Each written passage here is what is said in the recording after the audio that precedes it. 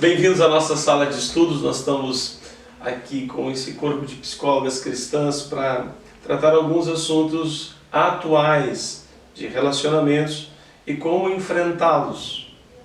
Eu quero introduzir o tema de hoje, que é enfrentando conflitos conjugais dentro da pandemia, utilizando o texto de Eclesiastes 4, a partir do verso 9, que diz: melhor é serem dois do que um, porque tem melhor paga do seu trabalho.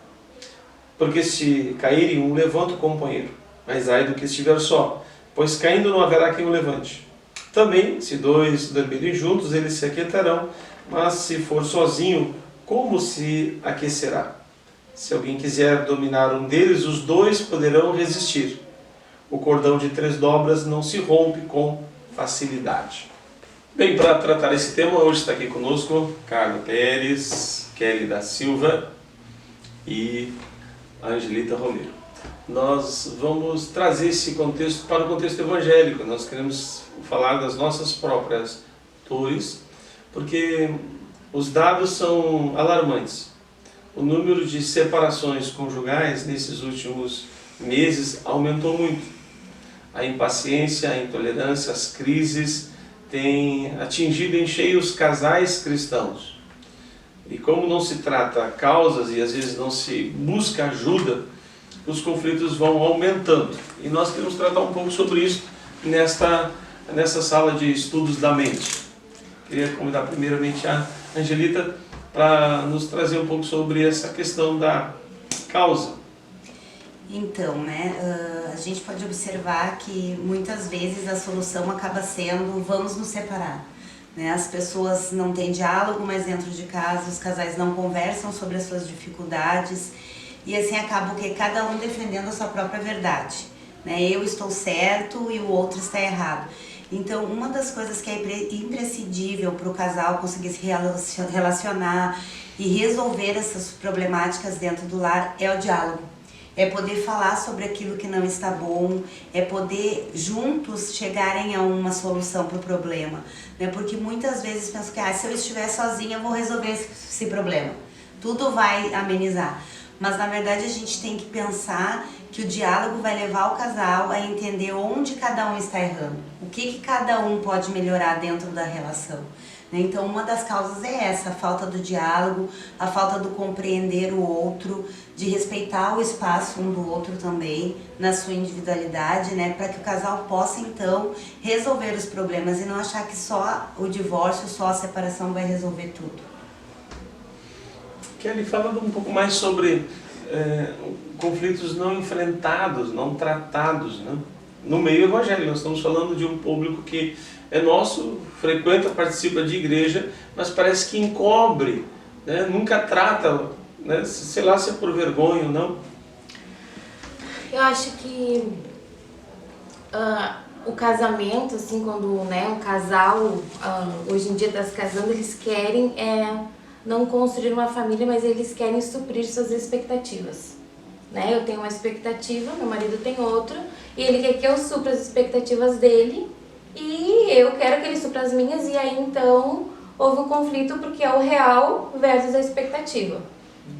Então nós estamos na igreja, nós temos que ser família e tudo vai ficar debaixo do tapete. Nós não vamos enfrentar porque afinal de contas nós não podemos ter problemas. A gente não fala, a gente não conversa, a gente não chega num líder e diz: olha, temos problema aqui, a gente não procura o nosso discipulador, muitas vezes assim, precisamos conversar em casal. Eu acho que isso ajudaria bastante, assim, estamos tendo um problema em tal área e precisamos enfrentar isso, para não deixar a coisa chegar um momento de, como a gente falou, não ter mais diálogo. Eu não conheço mais a pessoa que mora comigo, porque a pessoa com quem eu me casei, com aquela que ao decorrer dos anos está comigo, se mudou ao longo do tempo e a gente não se conhece mais, e agora a gente está confinado dentro de casa, e quem é ele? Quem é ela? Não conheço mais, então vamos nos separar. Não foi assim que eu me casei, não é assim que eu quero e vamos acabar. E às vezes também um casal, eles passam por um problema na relação, mas o problema não é na relação do casal. Às vezes um dos cônjuges tem um problema, às vezes até mesmo de saúde, ou está passando por uma crise de ansiedade, ou Profissional. Às vezes um dos cônjuges tem um problema e ele não consegue identificar esse problema nele, então ele transfere aquele para o outro. E aí eles começam a brigar dentro de casa, ter problemas na relação conjugal, mas não necessariamente que esse motivo que eles têm seja no relacionamento deles. Às vezes, se um procurar ajuda ou se um conseguir identificar isso, eles iam conseguir... eles não precisam se separar, eles podem ter uma vida bem, mas buscando ajuda, buscando um aconselhamento. Ajuda é importante, mas admitir que precisa de ajuda, a primeira questão é uma questão de orgulho. Poxa, nós somos da igreja, nós temos uma função na igreja e vai ficar feio para nós. Mas pior não vai ser pedir ajuda, pior vai ser separação. E na separação, quem são os que mais sofrem? Quem? Os filhos. Por quê? Pessoas que estão ali, que dependem do pai e da mãe, estão acostumados com o pai e com a mãe, de uma hora para outra o pai e a mãe, um deles abandona o lar, né? E dependendo da idade dessa criança, do grau de desenvolvimento dela, ela não consegue entender o porquê. O pai abandonou, separou da mãe, mas não dos filhos. E às vezes o próprio pai ou a mãe não consegue também fazer essa distinção que a separação ocorreu do meu cônjuge, não dos meus filhos. Então assim, a criança às vezes ela fica revoltada, ela fica angustiada, dependendo da idade, com profunda tristeza, né? Começa a entrar depressão infantil aí, começa a surgir alguns problemas que antes não tinham na escola, com os amigos, né? Se for muito pequena, retrocede um pouco, volta a fazer coisas que não fazia mais. Então, porque eles não conseguem às vezes entender também que essa separação é da mãe e do pai e não deles. Eles mudou a rotina deles, mudou o funcionamento e às vezes eles ainda estão expostos a constantes brigas, né? Então assim, machuca porque eles amam os dois. Então eles estão vendo os dois se machucarem e no processo eles estão se machucando porque um ou outro está se ferindo e eles estão ferindo a criança no processo. E dentre tudo isso que tu trouxe, que aí também tem a questão de muitas vezes o filho se sentir entre o pai e a mãe, né? Ah, se eu ficar com a mãe eu vou desagradar o pai, se eu ficar com o pai eu desagrado a mãe. Então o adolescente ou a criança fica numa situação de ansiedade extrema por isso também, né? Se eu der mais atenção para um, eu tô deixando de dar atenção para outro. E a série de dúvidas que também podem surgir dentro desse processo, até de se culpabilizar. Ah, o pai e a mãe se separaram porque eu incomodava. O pai e a mãe se separavam porque eu fiz determinada coisa e aí eles se desentenderam por isso. Então eu, de certa forma, também ocasionei, né? Que são os pensamentos que podem vir na mente também desses filhos, né? Fora toda uma questão emocional que envolve, né? Onde eles se sentem totalmente perdidos. Porque muitas vezes também eles desenvolvem um relacionamento mais próximo com um dos genitores. E aí quando se ocorre a busca por essa aproximação com aquele outro que tu era mais distante, é mais difícil ainda. E aí fica aquela lacuna afetiva, né? Aquela lacuna emocional, onde a criança também se sente, de certa forma, rejeitada pelos pais. Na verdade, a criança ela é a que mais sofre e ela é agredida, né? Emocionalmente, fica uma lesão. Um tabu que nós queremos tratar agora aqui dentro dos conflitos conjugais é a violência. Nós podemos dizer que todo tipo de violência é cruel. E nós estamos falando para um público que conhece o Evangelho, sabe que a base do Evangelho é o amor, e no amor não cabe nenhum tipo de violência, não cabe, é inadmissível. Mas a violência aumentou, né, em casais não cristãos e, lamentavelmente, entre casais cristãos. E a gente quer abordar isso um pouco sobre esse vício do resolver conflitos a partir das violências. Eu vou colocar no plural aí para a gente um pouco entender isso. Nós estamos abrindo um problema que talvez você esteja sofrendo, calado, né, constrangido, e parece que vai passar. Mas de repente eclode novamente uma situação violenta dentro da tua casa ou no relacionamento conjugal. Como enfrentar a violência? aquilo que não é tratado só tende a aumentar, né? Então, eu acredito que quando tu começa a perceber que tu tá vivendo numa situação de violência, numa situação que tá sendo repetitiva, que aquilo ou tu não encontrou um motivo para que aquilo acontecesse. Ai, mas será que eu sou tão culpada assim? Será que... Então, se tu tá vivendo nessa geração, tu precisa ter alguém para te acompanhar, tu precisa buscar ajuda, tu precisa de um aconselhamento, tu precisa conversar com o líder, buscar essa ajuda para que isso não aconteça de novo. Como eu falei, às vezes é um problema pessoal de cada um, e aí eles não trataram e aí gerou esse problema. Então vamos sentar e vamos colocar por que tu tá assim, por que tu mudou, o que aconteceu contigo, tu tá precisando... Às vezes o casal consegue se abrir um com o outro, é mais fácil do que procurar um líder, se abrir com o outro para conseguir encontrar. Só que quando eles vivem essa situação de violência, se eu sou agredida, automaticamente eu vou sentir raiva, eu não vou querer sentar e conversar porque eu tô com raiva, porque eu tô ferida, porque eu tô emocionalmente abalada, então eu não vou querer conversar. E aí eu rejeito. Dentro de tudo isso, o que acontece? Eu acabo colocando os filhos contra o outro. Porque as gurias não falaram sobre a alienação, mas assim, eu nem sabia, mas eu tô aqui, me separei, né, não deu certo, mas então é porque ele fez isso, porque teu pai faz aquilo, porque não sei o que, e aí chega no pai diz, porque a tua mãe é louca, porque a tua mãe não sei o que, porque a tua mãe só reclama, e acaba que a criança, além dela estar se sentindo abandonada e rejeitada, ela cai nela todo aquele conflito do casal. É como se eles estivessem fazendo um jogo de força entre eles e o peso cai diretamente na criança. Só que para o casal é muito difícil eles compreender que eles estão fazendo isso.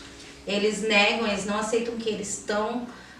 não, eu nem falo nada, eu nem falo mal, mas isso é uma coisa que tá exposta, tu tá sentindo, né? Então, buscar orientação, buscar ajuda, sempre ter alguém para dizer, olha, meu casamento está passando por uma situação difícil, eu preciso conversar com alguém, ou perguntar quem poderia me ajudar sobre essa situação ou essa. Então, para poder evitar que aconteça uma separação, evitar que aconteça algo pior também, né, dentro da violência. Um dos cônjuges vem de um lar que já tinha a marca da violência. Ele se converteu, mas ele ou ela foi criado num ambiente de violência. E quando ela vai enfrentar os seus problemas no seu casamento, lhe vem à mente, lhe vem a reação que o pai e que a mãe tinham, que é no grito, que é uma forma de violência, intimidar o outro, parte então para a violência física, porque ele já viveu num contexto, tá? Eu me converti, está resolvido isso. Mas quando vai passar por situações semelhantes a que o seu pai e sua mãe passaram, vai reagir da mesma maneira. Porque não houve ali realmente uma libertação e não houve uma concepção de que o casamento cristão eu preciso resolver de outras maneiras. Então essa questão da herança familiar, em que eu sou fruto de uma família. Saber, né, quem vai casar, tem que descobrir, olha, de que família, que contexto essa pessoa foi criada, porque ele vai reproduzir algumas coisas. E se houve violência na família, no meu caso foi por causa do alcoolismo, é uma marca que fica, mas também um precedente que fica. Como se resolvia as coisas? Empurrando, gritando, jogando objetos dentro de casa, batendo portas, saindo de casa, desaparecendo, voltando dias depois. Vamos falar um pouco sobre o contexto familiar que a gente reproduz o que a gente não quer. E o que a gente gostaria, nós não produzimos. Então, assim, diante de muitas coisas que a gente vive, né, às vezes a maneira que a gente reage é uma maneira de se defender. Então, eu ataco antes de ser atacado. Né? Então, a gente acaba muitas vezes reproduzindo e sem se dar conta. Né? Então, quando a gente percebe esses comportamentos, quando a gente nota que está fazendo justamente aquilo que a gente não gostaria de fazer, é um momento onde a gente tem que refletir e buscar uma mudança de comportamento. Isso não é uma coisa fácil de se fazer, né? Às vezes por muito tempo a gente tem as mesmas reações, já se criou um hábito de agir daquela forma, né? Mas a gente precisa sim retomar, buscar fazer diferente, às vezes o próprio orgulho, né? Ah, se eu ceder, eu vou estar sendo fraco, né? Muitas vezes é essa maneira como a gente enxerga, então a gente precisa justamente quebrar esse ciclo, entender que não foi positivo para nós, né? Muitas vezes algumas vivências que a gente teve e tentar agir de maneira diferente e também trazendo para a questão espiritual, poder entregar isso de verdade para Deus. A gente poder orar, a gente poder pedir que Deus nos auxilie nisso, porque muitas vezes é algo tão forte que nós sozinhos não conseguimos quebrar. Então a gente precisa tanto desenvolver essa questão espiritual, né, essa confiança no Senhor de que as coisas possam ser diferentes, quanto também a questão de nós quebrarmos o nosso orgulho, de nós buscarmos outras formas de resolver as situações, porque dessa forma, com violência, nós não vamos resolver nada. Pelo contrário, a gente só vai piorar o problema, porque aí vai estar muitas vezes do lado um querendo, né, da sua forma, do outro lado o outro, e não vai resolver nada, só vai ser realmente medir forças, como a Carla trouxe, né? E às vezes a gente não se dá conta desses nossos movimentos, né? A gente não gostaria de fazer, mas acaba reproduzindo aquilo que a gente vivenciou sem se dar conta. E quando é difícil se dar conta dos nossos próprios comportamentos, né? E às vezes quando alguém fala, você tá assim, não, a gente nega, a negação tá muito presente. Então assim, a gente precisa ser realmente curado, né? Principalmente dentro da família, porque assim, a família é lugar para proteger, para se amar, mas infelizmente hoje a família é o lugar que mais machuca. Sim. Né? Hoje o lugar onde a gente tem mais feridas é o seio familiar, que era para ser o lugar que a gente vai para se curar, para se proteger, é o lugar que era para ser o nosso refúgio, está sendo o lugar que mais causa dor. E se a gente for botar aí no consultório, todas as feridas que vêm, a origem é lá na família. Né? Então, e às vezes a violência, ela não é só física, ela é psicológica, ela é patrimonial. Ah, eu não agrido, mas eu quebro a casa inteira. Né? E as pessoas, meus filhos estão vendo, a minha esposa está vendo, eu não agrido fisicamente, mas eu falo com palavras. E às vezes as palavras de um pai e de uma mãe, pra gente, né, a gente sabe que é lei, é muito importante, são bênçãos, causam bênção, mas também causam maldição. E às vezes nossos filhos estão debaixo de maldição por causa das nossas palavras, de palavras ditas que nós lançamos e não nos damos conta. Ficar sem falar, a guerra do silêncio, por uma semana, por 2 semanas, em 30 dias, é uma espécie de violência? Eu acredito que sim, que aí a gente entra na questão da falta do diálogo, né? Eu simplesmente não falar sobre não vai resolver, porque a ferida vai estar ali. Eu vou continuar magoado com o outro, eu vou continuar chateado, e aí causa o quê? É como se o casal fosse 2 estranhos dentro do próprio ambiente, dentro de uma própria casa, né? Eles só estão ali, mas na verdade não tem relacionamento, porque aí é cada um do seu lado, e aí isso não é uma relação de casal. O casal precisa sempre buscar o diálogo, precisa resolver os problemas. O silêncio não vai resolver de maneira nenhuma, porque vai ficar cada um permanecendo, defendendo a sua verdade. Eu estou certo, então eu não falo com ele. Ou ele está certo, então ele não fala comigo. Né? Então, também é uma maneira de agredir, porque eu não estou colocando para o outro o que eu estou sentindo. Né? Eu só estou guardando a minha verdade, eu estou certa, eu vou esperar que o outro venha resolver. Correto. Há várias formas de violência. Pastor, na minha casa não tem violência física, mas pode ter a violência emocional, ou aquelas que são destruidoras para a identidade, por exemplo, de uma criança ou da outra pessoa. De menosprezar, né? Acentuar as diferenças, né? Ter filhos preferidos, que é uma violência, né? Dar mais para um e menos para o outro, exaltar um, né, e desprezar o outro. Então, existem algumas violências que a gente, às vezes, ouve assim: pai, eu preferia ter recebido um tapa do que esta palavra. Isso nunca mais saiu de mim, aquilo que o meu marido me disse, aquilo que... E as mulheres parece que gravam mais essas coisas e anos depois elas ainda lembram. Porque feriu, porque machucou profundamente.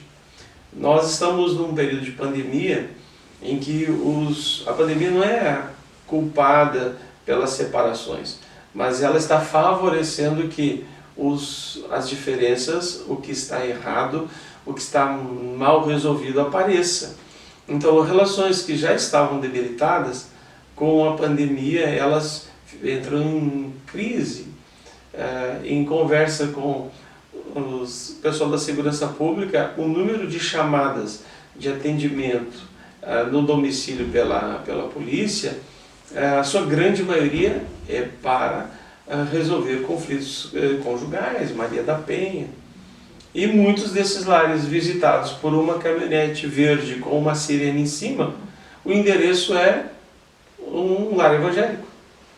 Então nós estamos dizendo que não estamos botando um pano por cima, não, você vai aceitar Jesus e não vai ter mais esses problemas. Não, você vai aceitar Jesus e vai ter que enfrentar os problemas. Se você não os enfrentar, aquilo que você mais detestou na relação do seu pai e de sua mãe, ou que você tanto criticou na vida do mundo, você vai reproduzir. Nós temos tendência a reproduzir o que a gente não gosta e reproduzir o que a gente não admite, de errado, né, de ruim. E aí as feridas vão ser muito grandes. Então, eu volto a falar sobre a questão do diálogo, acho que isso é um ponto principal. Eu acredito também que a aproximação entre o casal, às vezes a gente se torna pais e nós deixamos de ser casal. Né? A gente começa a cuidar dos filhos, a gente trabalha, a gente sai e volta e um não olha para o outro. Né? Eu acredito que o olhar dos cônjuges um para o outro é de extrema importância. Muitas vezes na rotina a gente esquece disso.